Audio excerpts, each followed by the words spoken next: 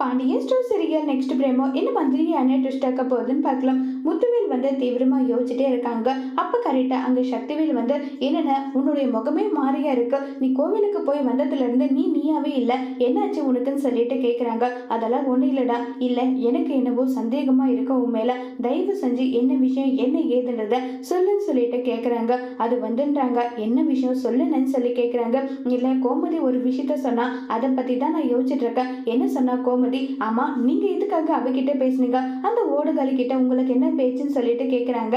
நானா போயிட்டு பேசல, அவளா என்கிட்ட பேசினா, என்ன போய் பேசியிருக்க போறா, என் பையன் தங்கம், என் பையன் அப்படி, என் பையன் இப்படி, எதுக்காக நீ ராஜை வெறுக்கிற, என்னையும் ராஜையும் ஏத்துக்குன்னு சொல்லிட்டு உங்க காலில் விழுந்த கெஞ்சி கேட்டாளா? இல்ல அப்படி இல்ல, வேற என்ன கேட்டா, வேற என்ன கேட்க முடியும் அவளால, நீங்க பேசினது ரொம்ப பெரிய தப்புன்னு சொல்லிட்டு இருக்காங்க. கரெக்டா அங்க காந்திமதி அவன் தங்கச்சி கூட அவன் பேசுறான் பேசல, அவனுடைய விருப்பம், உனக்கு விருப்பம் இல்லைன்னா நீ ஒதுக்கி தள்ளிட்டு போயிட்டே இருடா, நீ எதுக்காக அவன் பேசுறான் இல்லைன்னு சொல்லிட்டு நீ பேசிக்கிட்டு இருக்கன்றாங்க.